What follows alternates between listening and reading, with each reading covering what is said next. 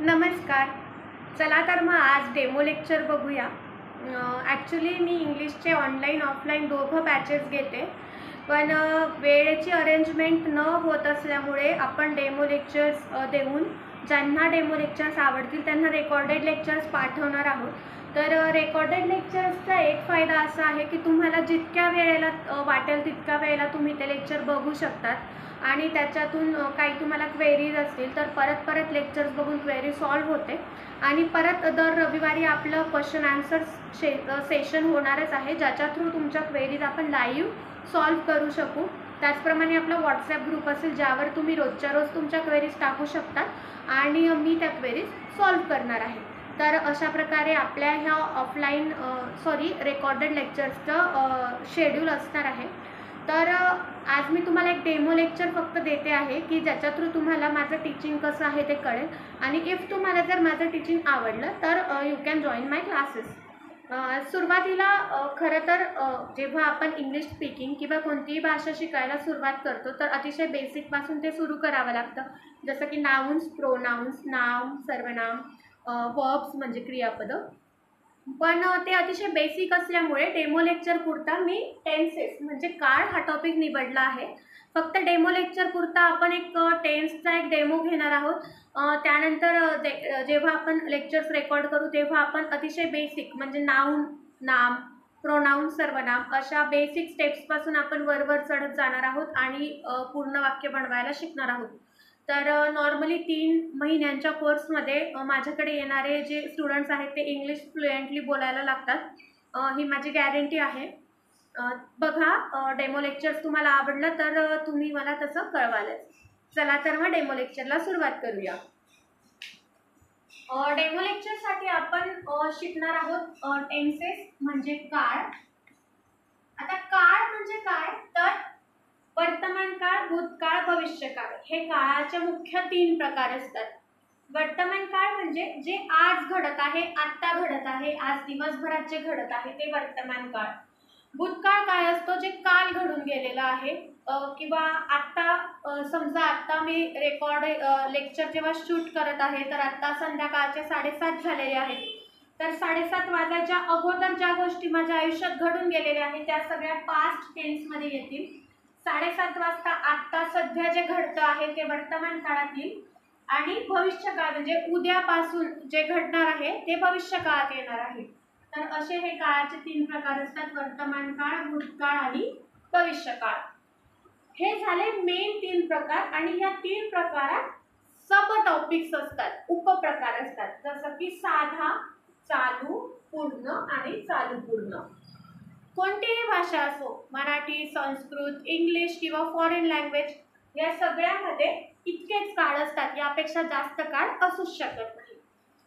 तर प्रत्येक सब टॉपिकनुसार जसं की simple present tense, simple past tense, simple future tense म्हणजे साध्या काळाचे 3 उपप्रकार झाले. असे 3, 6, 9 आणि 12 म्हणजे टोटल टेन्सेस किती शिकायचे आहेत आपल्याला तर 12. आणि या 12 टेन्सेसवर तुमचं संपूर्ण इंग्लिश डिपेंड आहे. तुमचं इंग्लिश बोलणं, तुमचं इंग्लिश वाक्यरचना तयार करणं हे सगळं या 12 काळांवर अवलंबून आहे. तुम्हाला काळ आले म्हणजे तुम्हाला इंग्लिश बोलता आलं असं तुम्ही समजू शकता. 60% कोणतीही भाषा बोलता येणं हे काळांवर अवलंबून असतं. तुम्हाला जर काळ आले तर तुम्ही 60% ती भाषा शिकले असं आपण म्हणू शकतो. आता मी शिकवताना तुम्हाला मराठीतूनच शिकवणार आहे, इंग्लिशमधून शिकवणार नाही आहे, कारण इंग्लिश तुम्ही माझ्याकडे शिकायला आले आहेत आणि मीच जर इंग्लिशमध्ये बोलायला लागली तर बरेच वाक्य तुम्हाला कळणार नाही. म्हणून आपण शिकवण्यासाठी मराठीचा यूज करणार आहे. जसं जसं आपण पुढे जाऊ, ॲडव्हान्स टीचिंगकडे जाऊ, ॲडव्हान्स लर्निंगकडे जाऊ, तसं तसं आपल्या बोलण्यात इंग्लिशचे वाक्य, इंग्लिशचे सेंटेन्सेस सुद्धा येणार आहेत. तर आता डेमो लेक्चर पुरता मी तुम्हाला फक्त सिंपल प्रेझेंट टेन्स शिकवणार आहे, म्हणजे साधा वर्तमान काळ. सिंपलचा मराठीत अर्थ काय होतो? साधा. प्रेझेंटचा अर्थ काय होतो? वर्तमान. वर्तमान म्हणजे आत्ता घडणाऱ्या गोष्टी, आज घडणाऱ्या गोष्टी, वर्तमानात घडणाऱ्या गोष्टी. आणि टेन्स म्हणजे काळ. तर आता आपण शिकत आहोत साधा वर्तमान काळ. आता मॅथेमॅटिक्स शिकताना आपल्याला फॉर्म्युलेज आपण शिकलेलो आहे, बरोबर. तर इंग्लिश शिकताना सुद्धा काळ शिकताना सुद्धा काळांचे काही फॉर्म्युलेज असतात. तर त्या फॉर्म्युल्यानुसार आपल्याला वाक्यरचना करता येते. आता प्रत्येक वाक्यरचना करताना subject plus verb plus object ही वाक्यरचना करायची असते. इंग्लिश बोलताना, इंग्लिश लिहिताना. सब्जेक्ट म्हणजे काय, तर कर्ता, ठीक आहे. वर्ब म्हणजे काय, तर क्रियापद. आणि ऑब्जेक्ट म्हणजे काय, तर कर्म. ओके. तर कर्त्यामध्ये काय येतं, जो वाक्याचा मेन असतो, मेन माणूस असतो. जसं घरातला जो मेन माणूस असतो त्याला आपण कर्ता म्हणतो, कर्ता पुरुष, कर्ता महिला. तसं वाक्यामध्ये जो मेन असतो त्याला आपण कर्ता म्हणतो. क्रियापद म्हणजे काय, ज्याच्या थ्रू कोणतीही एक क्रिया आपण दाखवू शकतो. वाक्यामध्ये जी कोणती क्रिया घडत आहे ती ज्याच्या थ्रू दाखवली जाते त्याला आपण वर्ब म्हणजे क्रियापद म्हणतो. आणि कर्ता क्रियापद झाल्यानंतर वाक्यात जे उरतं त्याला आपण कर्म म्हणतो. मग त्या कर्मातही दोन प्रकार असतात, एक डायरेक्ट ऑब्जेक्ट असतं, एक इनडायरेक्ट ऑब्जेक्ट असतं. आता ते ओळखायचं कसं, त्याची रचना कशी करायची, वाक्यामध्ये आधी डायरेक्ट कर्म वापरायचं की इनडायरेक्ट कर्म वापरायचं, हे हळूहळू आपण शिकणार आहोत. एकाच वेळेला आपण खूप मोठे वाक्य तयार करायला शिकणार नाही आहोत, ते येणं शक्यही नाही. म्हणून आता नॉर्मली आपण फक्त छोटे वाक्य, जे जोपर्यंत आपण काळ शिकणार आहोत तोपर्यंत आपण अतिशय लहान वाक्य इंग्लिशमध्ये कन्वर्ट कसे करायचे ते बघणार आहोत. तर सुरुवातीला मी खूप एक लहान वाक्य घेते, मी आंबा खाते. मुद्दाम मी वर्तमान काळाचं वाक्य घेते आहे कारण आपण आता वर्तमान काळ शिकतो आहे म्हणून, ठीक आहे. आता खाते म्हणजे हा जो काळ आहे हा वर्तमान आहे हे तर आपल्याला कळलं, कारण खाते, खाल्ला जर लिहिलं असतं तर भूतकाळ राहिलं असतं. आणि खाईल म्हणजे काय असलं असतं, भविष्यकाळ, बरोबर ना, फ्युचर. हे झालं पास्ट आणि खाते हे झालं प्रेझेंट, ठीक आहे ना. तर आपण आज फक्त वर्तमान काळ शिकणार आहोत. काळ ओळखायचा कसा, आता वर्तमान काळातही किती प्रकार होते, सिंपल,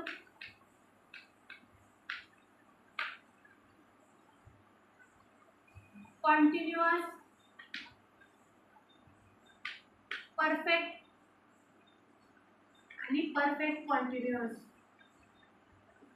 आता हे तर आपल्याला कळलं खातेवरून की हा वर्तमान काळ आहे, पण याचा उपप्रकार कोणता आहे, सब टेन्स कोणता आहे, सिंपल आहे, कॉन्टिन्युअस आहे, परफेक्ट आहे की परफेक्ट कॉन्टिन्युअस आहे, हे कसं ओळखायचं. तर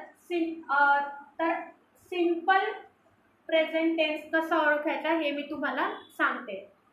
सिंपल म्हणजे हे जे खाते आहे वर्तमान काळातलं वाक्य आहे हे आपल्याला कळलं, पण खाण्याची क्रिया चालू आहे का, की मी आता खाते असं नाही. मी इथे असं लिहिलंय का मी आंबा खाते आहे, नाही, म्हणजे क्रिया चालू नाहीये, त्यामुळे कॉन्टिन्युअस नाही. खाऊन झाला आहे का आंबा, परफेक्ट म्हणजे पूर्ण, मी आंबा, माझा आंबा खाऊन झाला आहे, असं आहे का वाक्य, म्हणजे आंबा खाण्याची क्रिया जी आहे ती पूर्ण झालेली आहे का, नाही, म्हणून हे सुद्धा नाही. परफेक्ट कॉन्टिन्युअस म्हणजे चालू पूर्ण, जी क्रिया थोडी चालू आहे आणि थोडी होऊन गेलेली आहे, असं आहे का. जसं की माझा आंबा थोडा खाऊन झालाय आणि थोडा बाकी आहे खायचा, असे सुद्धा ही क्रिया नाहीये, म्हणून परफेक्ट पण नाहीये. अतिशय साधं वाक्य आहे ही, की मी आंबा खाते, साधं वाक्य आहे. जे वाक्य अतिशय साधं असतं, जसं मी आंबा खाते, मी झोपते, मी उठते, मी जेवण करते, म्हणजे जे रोजच्या वापरात, दैनंदिन वापरात आपण जे वाक्य वापरतो, जसं की मी ब्रश करते, मी शाळेत जाते, मी कॉलेजला जाते, मी ऑफिसला जाते, हे सगळे वाक्य असतात साध्या वर्तमान काळाचे, ठीक आहे. तर अशा प्रकारे हे वाक्य आपण ओळखतो. डिटेलमध्ये हे कसं ओळखायचं आहे हे आपण हळूहळू शिकणार आहे. मी आता तुम्हाला खूप कमी वेळामध्ये एक आयडिया देत आहे फक्त, की काळ कसे ओळखायचे आणि त्याचं इंग्लिशमध्ये वाक्य कसं बनवायचं ते. तर आता साध्या वर्तमान काळाचा जो फॉर्म्युला आहे तो काय आहे, सब्जेक्ट प्लस V1 म्हणजे क्रियापदाचं पहिलं रूप प्लस S प्लस ऑब्जेक्ट. हे सिंपल प्रेझेंट टेन्सचा हा फॉर्म्युला आहे. मी आंबा खाते. आता अगोदरच सांगितल्याप्रमाणे आपण ओळखलं आहे की मी आंबा खाते हे सिंपल प्रेझेंट टेन्स आहे, त्यामुळे त्याला आपल्याला हा फॉर्म्युला यूज करावा लागणार आहे. आता फॉर्म्युला कसा यूज करायचा, तर मीला इंग्लिशमध्ये सब्जेक्ट, करता काय हे वाक्याचं मेन कोण आहे, मी, म्हणून करता आधी घेणार. मीला इंग्लिशमध्ये आपण म्हणतो आय. त्यानंतर क्रियापद. आंबा ही क्रिया दर्शवतंय का, नाही. खाते हे खाण्याची क्रिया दाखवत आहे, त्यामुळे आपण कर्त्यानंतर क्रियापद घेणार आहोत, जे की आहे खाते म्हणजे इट. आणि ऑब्जेक्ट, कर्ता आणि क्रियापद संपल्यानंतर वाक्यात जे शेवटी उरतं त्याला आपण ऑब्जेक्ट किंवा कर्म म्हणतो, अतिशय सोप्या भाषेत. नंतर कर्म कसं ओळखायचं, प्रत्यक्ष आहे की अप्रत्यक्ष, याचे डिटेल्ड व्हिडिओ पुढे येतीलच. तर आंबा हे झालं कर्म, ज्याला आपण इंग्लिशमध्ये म्हणतो मँगो. तर हे वाक्य रेडी आहे, आय इट मँगो. अतिशय सोप्या पद्धतीने अगोदर कर्ता घेतला, नंतर वाक्यात क्रिया कोणती आहे ती ओळखली आणि ती लिहिली, आणि कर्ता आणि क्रियापद नंतर सगळ्यात शेवटी वाक्यात जे उरलं कर्म ते आपण वाक्याच्या शेवटी लिहिलं. तर मी माझ्या भाषेत कर्माला कचरा म्हणते. कचरा कसं, वाक्यामधला कर्ता आणि क्रियापद संपल्यावर जे कचरा उरतो तो आपण शेवटी घेतो. तर माझ्या शिकवण्याच्या स्टाईलमध्ये मी त्याला तसं म्हणते, पण अर्थात ते तसं नाही आहे. कर्मालाही खूप महत्त्व आहे. कर्म ओळखण्याबद्दलचा एक स्पेशल व्हिडिओ आपण पुढे बनवणारच आहोत. सध्यापुरता तुम्हाला मी आंबा खाते, आय इट मँगो हे वाक्य आपण कसं बनवलं हे समजलंच असेल. आता मेन मुद्दा एसचा. एस कुठे लावायचा, तर मोस्टली सब्जेक्ट कोणते कोणते असतात याचा एक डिटेल व्हिडिओ आहे प्रोनाउन्सचा, तो बघणार आहोत नंतर. पण आता मी शॉर्टमध्ये तुम्हाला सांगते सब्जेक्ट काय काय असू शकतात. आय, यू, वी, आयचं वी, यूचं यू, ही, शी आणि इटचं दे, नेम. बरोबर ना. हे सगळे सिंग्युलर्स म्हणजे एकवचनी नावं आहेत, I, you, he, she, it. आणि हे सगळे अनेकवचनी आहेत. वी म्हणजे आम्ही, यू म्हणजे तू, दे म्हणजे ते, आय म्हणजे मी, यू म्हणजे तू, ही म्हणजे तो, ती, इट म्हणजे प्राणी किंवा निर्जीव वस्तू, त्याला आपण इट वापरतो. नेम म्हणजे कोणाचंही नाव. तर हे नॉर्मली कर्ता म्हणून वाक्यामध्ये येतात. याचा डिटेल व्हिडिओ अतिशय मोठा आहे, तो येणारच आहे. पण सुरुवातीला आपण शॉर्टमध्ये बघतो आहे की सब्जेक्ट नॉर्मली कोणकोणते असतात. तर वाक्यामध्ये हे सब्जेक्ट असतात. तर आता एकवचनी आणि तृतीय पुरुषी, एकवचनी तृतीय पुरुषी कर्ता असेल तर आणि तरच आपण क्रियापदाला एस लावू शकतो. बाकी सगळ्यांना फक्त क्रियापद लिहायचं, एस लावायची गरज नाही. ठीक आहे. आता एकवचनी तृतीय पुरुषी कर्ता ओळखायचा कसा ते बघूया. तृतीय पुरुष म्हणजे काय, आय म्हणजे मी, हे तर फर्स्ट झालं, हे झालं प्रथम पुरुष. ठीक आहे ना. यू म्हणजे तू, हा समोरचा व्यक्ती असतो. आय म्हणजे मी स्वतः आहे, त्यामुळे आपण त्याला प्रथम म्हणतो. ठीक आहे ना. हा प्रथम पुरुषी एकवचनी, आणि हे वी म्हणजे आम्ही, त्यात मी सुद्धा आली म्हणजे प्रथमच पुरुष येणार, पण आम्ही हे अनेक वचन असतं त्यामुळे प्रथम पुरुषी अनेक वचनी झालं. यू म्हणजे तू, समोरचा जो असतो तो द्वितीय असतो. बरोबर ना. आपण जर प्रथम असलो तर समोरचा द्वितीयच असतो. तर हा यू म्हणजे एकवचनी द्वितीय पुरुषी आणि त्यांनी हा यू म्हणजे एकवचनी, अनेकवचनी, द्वितीय पुरुषी. आता ही, शी आणि इट किंवा नेम ह्या सगळ्यांना आपण तृतीय पुरुषी कर्ता म्हणतो. आता यांना तृतीय पुरुषी का म्हटलं जात असेल तर आय म्हणजे मी समोरच्याशी बोलते, समोरचा यू असतो. आय आणि यू हे प्रथम आणि द्वितीय झाले आणि आम्ही दोघं तिसऱ्या व्यक्तीबद्दल बोलतो. जसं की मी तिसऱ्या व्यक्तीबद्दल बोलते की ती मला असं बोलली, तो मला असं बोलला, म्हणजे मी समोरच्याला तिसऱ्याच व्यक्तीबद्दल माहिती सांगते, बरोबर ना. जसं की मी आता माझ्या समोर माझी आई बसली आहे आणि मी माझ्या आईला बोलते की माझी मैत्रीण मला असं बोलली, ती मला असं बोलली. तर ती म्हणजे काय, तिसऱ्या व्यक्तीबद्दल मी माझ्या आईला सांगते आहे. म्हणून ही, शी, इट आणि नेम यांना आपण तृतीय पुरुषी कर्ता असं म्हणतो. तर तृतीय पुरुष आणि एकवचनी, कारण ही म्हणजे एकच असतो, शी म्हणजे एक, इट म्हणजे कोणताही एक प्राणी किंवा एका जणाचं नाव. तर एकवचनी तृतीय पुरुषी म्हणजे ही, शी, इट किंवा कोणत्याही एका व्यक्तीचं, फळाचं, फुलाचं नाव, या सगळ्यांना आपण तृतीय पुरुषी एकवचनी कर्ता म्हणतो. आणि असा कर्ता जर वाक्यात आला तर त्याला आपण क्रियापदाला एस लावतो. जसं आता मी नॉर्मली तुम्हाला 2 एक्झाम्पल्स देते.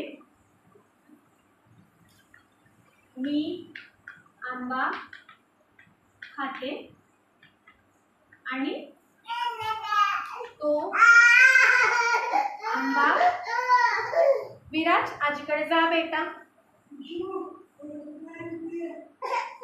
तो आंबा खातो, बरोबर. आता मी आंबा खाते या वाक्यामध्ये जो कर्ता आहे तो मी म्हणजे आय, प्रथम पुरुषी आहे, कारण की मी नेहमी पहिल्याच स्थानी राहते, मी स्वतःबद्दल बोलते म्हणजे प्रथम पुरुषी आहे. तेच तो आहे, तो म्हणजे ही. तिसऱ्या व्यक्तीबद्दल मी बोलते आहे म्हणजे मी समोरच्याला सांगते, समजा मी माझ्या आईला सांगते की तो आंबा खातो, म्हणजे तिसऱ्या व्यक्तीबद्दल मी बोलते आहे, म्हणजे हा जो इथे ही आहे हा तृतीय पुरुषी आला. आता कर्त्यामध्ये काहीच फरक होत नाही, क्रियापदात फरक होतो. एक मिनिट.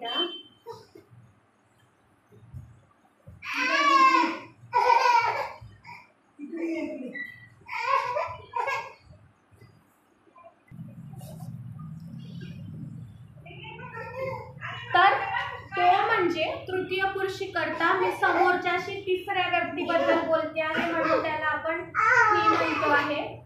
आता क्रियापद जे आहे खातो, ठीक आहे, याला ईट म्हणायचं.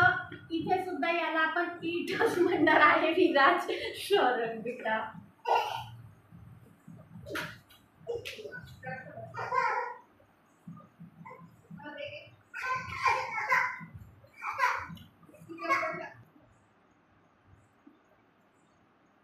तर आता इथे क्रियापद दोघीकडे सारखंच आहे, खाते खाते. आणि क्रियापद आणि कर्म संपल्यानंतर वाक्यात जो कचरा उरतो, क्रियापद आणि कर्ता लिहून झाल्यानंतर वाक्यात जो कर्ता उरतो, कर्म उरतं आंबा, हे आपण शेवटी घेणार आहोत. मँगो, मँगो, ठीक आहे ना. म्हणजे हे दोघं वाक्य सेम झाले, I it mango, he it mango. पण तरी सुद्धा आपल्याला एस कुठे लावायचा हे आपल्याला माहिती हवं आहे. एकवचनी तृतीय पुरुषी, दोघं वाक्य एकवचनीच आहे, दोघं कर्ता एकवचनी आहे. मी म्हणजे आय, मी म्हणजे एकटी म्हणजे एकवचनीच आहे. तो म्हणजे तो मुलगा, ही, तो पण एकवचनीच आहे. तर हे दोघं कर्ते एकवचनीच आहे, हे सॅटिस्फाय होत आहे. आता तृतीय पुरुषी, मी हे नेहमी प्रथम पुरुषी असतं, कारण की आपण स्वतःला पहिल्या ठिकाणी ठेवतो. तो म्हणजे समोरचा यू म्हणजे तू हा द्वितीय पुरुषी असतो, कारण त्याला आपण दुसऱ्या ठिकाणी ठेवतो. आणि आपण दोघं, मी आणि तू, आपण दोघं मिळून जे तिसऱ्या व्यक्तीबद्दल बोलतो, ही, शी, इट, तर तो तृतीय पुरुषी असतो. तर असा हा तृतीय पुरुषी कोण येणार, ही येणार, कारण की मी समोरच्याला द्वितीय पुरुषी माणसाला मी काय सांगते, तृतीय पुरुषी माणसाबद्दल माहिती देते की तो आंबा खातो, ती आंबा खाते, किंवा मांजर दूध पिते. तर हे सगळे झाले तृतीय पुरुषी. तृतीय पुरुषी कर्ता जर आला म्हणजे ही जर आलं तर आपण क्रियापदाला काय लावणार आहोत, एस. म्हणून इथे वाक्य काय झालं, ही इट्स मँगो. समजलं. तर सिंपल प्रेझेंट टेन्स म्हणजे साधा वर्तमान काळ, याच्यामध्ये किंवा कोणतंही वाक्य बनवताना सगळ्यात अगोदर आपण ओळखायचं काय आहे, काळ आणि त्याचा उपप्रकार. हे ओळखल्यानंतर त्याला कोणता फॉर्म्युला यूज होणार आहे तो फॉर्म्युला आपण वापरायचा आहे. आता परत एक वाक्य घेऊ. तू पाणी पिते, ठीक आहे, आणि ती पाणी पिते, बरोबर. आता तोला इंग्लिश मध्ये आपण म्हणतो यू. करता, करता नंतर क्रियापद. पाणी हे क्रियापद आहे का, नाही. पिते, पिण्याची क्रिया दाखवत आहे त्यामुळे त्याला आपण क्रियापद म्हणतो, त्याला म्हणतात ड्रिंक. पाणीला इंग्लिश मध्ये म्हणतात वॉटर. तेच वाक्य आपण हे दुसरं करू. ती म्हणजे शी. पाणी हे क्रियापद नाहीये, पिते हे क्रियापद आहे त्यामुळे दुसऱ्या स्थानी आपण क्रियापदाला ठेवतो ड्रिंक. आणि पाणीला इंग्लिश मध्ये म्हणतात वॉटर. हे झालं नॉर्मल.